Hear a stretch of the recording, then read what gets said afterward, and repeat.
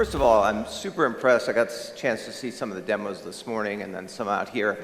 You know, the thing I like about Amazon a lot is that we've built a culture of builders, you know, and the idea that we get to wake up every day and invent on behalf of customers is a gift.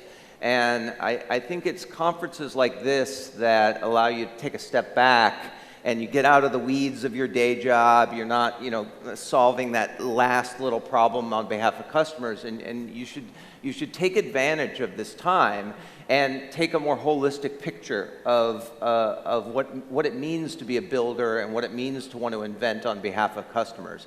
And that means a lot of different things to a lot of different people, but for me, it means staying on the leading edge of technology so that, you know, we are literally in a renaissance of computer science going on right now, and to stay on the leading edge of that, you have to constantly be learning. You have to be thinking about what's that paper you want to read, which colleague in the audience here today do you want to sit down with and really gain some knowledge. And if you absorb that for just the next 2 days, then you'll have the opportunity for the next 2 years to invent at an even a better pace. And so that, for me, is what the theme of this conference is about. And if you walk away with just 1 or 2 good ideas, declare victory. It'll be a big success for everybody.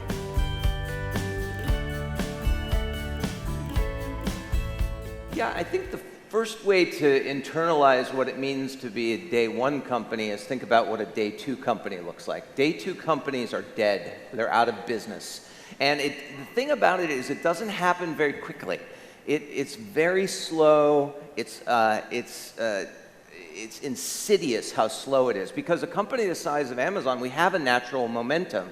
But if we start losing the founder's mentality, very, very quickly that atrophy is going to kick in. And you don't have to look very far for this. If you look at the sort of number of Fortune 500 companies that 50 years ago were on the Fortune 500 company list, and now compare it to the number of those same companies that are on the list now, it is a tiny percentage of those companies that are still on the Fortune 500 list.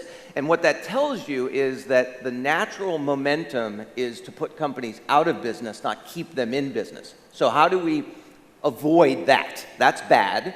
Now, what's good? And to stay day 1, we need to remind ourselves that we want to have a founder's mentality. And the first thing, I mentioned this yesterday to some folks, the first thing that you lose touch with as you get to be a bigger company is you lose touch with the customer.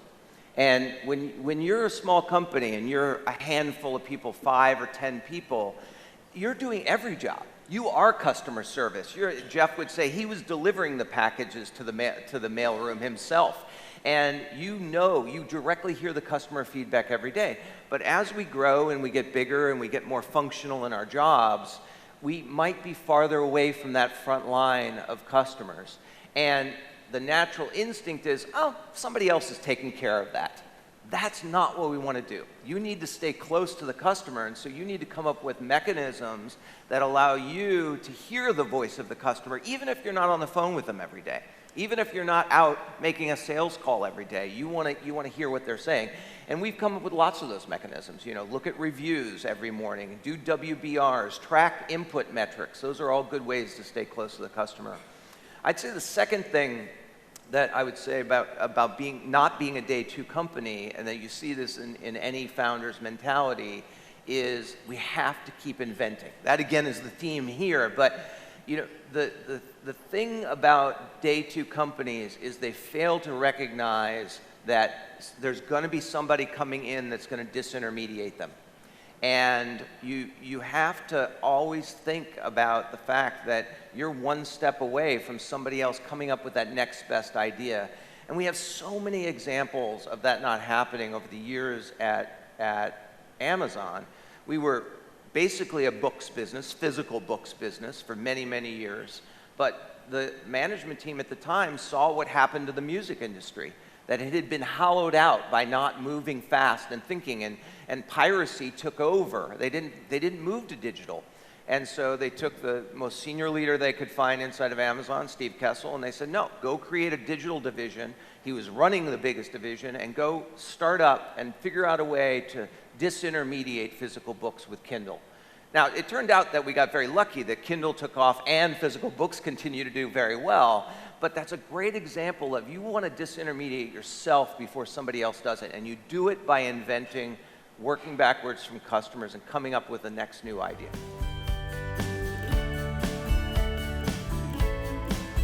Well, I could tell you, but I'd have to kill you all, so no. I'm just kidding. But I think I tell people all the time, I have the greatest job in the world. I work for Jeff. I have the world's biggest Lego set, and Jeff keeps buying me more Lego, so it's just a really good job. So, but I'll give you an example of one recently that we did. It was about a year and a half ago. Some of my team is here. You met Rob, spoke earlier. And we were at an offsite, and we went to that offsite thinking about what are big new ideas. Because if we're going to move the needle on Amazon 10 years in the future, we have to be planting the seeds today for what is the next Prime, what is the next AWS. And so we spitballed a bunch of new ideas, and one of them was this idea that if Amazon's going to grow in 10 years in the future, one of the things that has to be a common denominator is our customers need connectivity. But you don't have to go very far to find the digital divide on lack of connectivity on behalf of customers. Everybody sort of says, oh, well, go look at sub-Saharan Africa and you'll see a lack of connectivity there. No, just go 100 miles east of here and you'll see poor connectivity. Go 100 miles east of Seattle and you're going to see poor connectivity. And we came up with an idea, which is now named, it's called Project Kuiper, which was to build a low Earth orbit constellation of satellites. And we're going to launch 3,236 satellites over the course of the next 5 to 10 years and be able to deliver broadband speeds to homes of customers that may not have access to broadband. Now, there's a huge amount of invention that is going to have to happen between now and when we launch that first satellite and get it going. But like all things, we started with a working backwards process. We built a crisp working backwards doc that we all agreed, and then we hired a single-threaded leader who's great on it, and we're off to the races. So that's one of the ones I'm most excited about right now. I think that I have a very visible failure at Amazon, one of the more visible ones in our organization, which was the Fire Phone. And and the fact that I'm still sitting in this chair, dutifully employed, is a representative of, I think, the culture that Amazon has, which is we don't punish failure. Now, poor execution, we don't want that, but an idea executed well that ends up in failure is fine. And the reason behind that is that we have to be building big ideas, as you just said. And if we are inventing, the nature of invention, all the things you do every single day, is that you don't necessarily know the outcome. If we knew the outcome, it'd be a mathematical proof. Everything would work out just fine, but it's not. Invention comes with ebbs and flows. It comes with dead ends. It comes with cul-de-sacs. And what we want to try to do is work our way around that, keep trying. But lots of those ideas are going to fail. But I was asked the other day, would you do the Fire Phone again? And the answer would be, I'd take 20 Fire Phones if you could guarantee me I could have one more Echo and Alexa. It's because the balance of your winners versus your losers is not an even scale. The winners are often way outsized.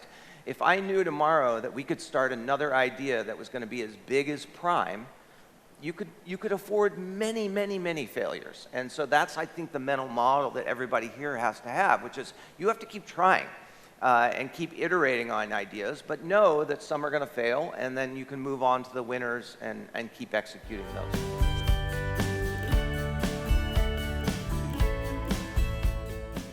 Yeah, I mentioned this morning at the all hands we had over at the office, which is, diversity it's got to just be a fundamental thing that we think about every single day.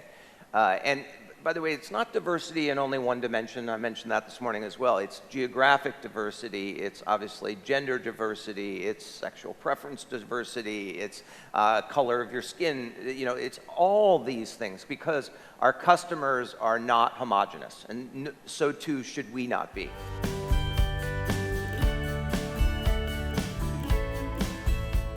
I would say my favorite Amazon memory was the first time I saw Jeff go into the lab and see a very early prototype of Echo, and his jaw dropped to his chin dropped to his chest.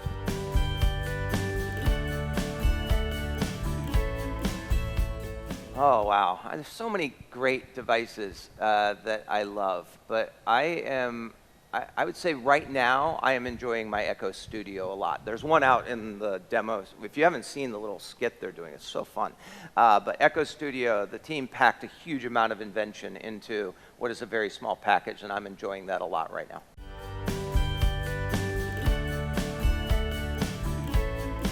There was a order of naan last night that was the size of this stage, I think. So it was pretty interesting. But I am a huge fan of dal of all types. So if I could come here and just give me a pile of naan and dal of all types, and I would be happy. So I'm a very simple guy.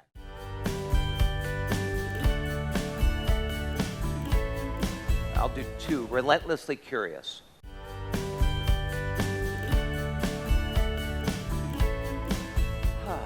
I would like to think that I would have been a cook, but I am an okay cook, but probably not good enough to have done that. So I think I would have been teaching.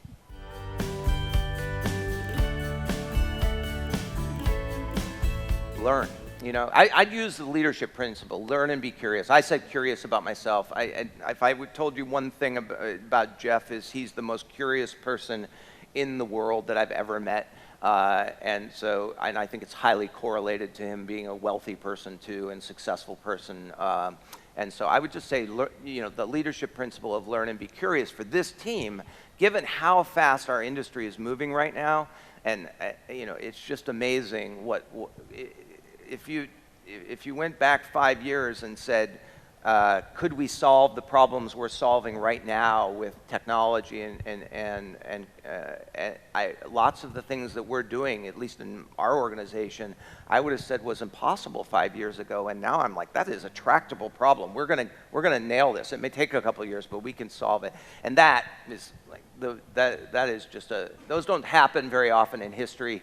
That's why I use the word Renaissance. It happened during the Renaissance. It happened, you know, post World War II with the expansion of technology. We're just in a very, very wonderful time.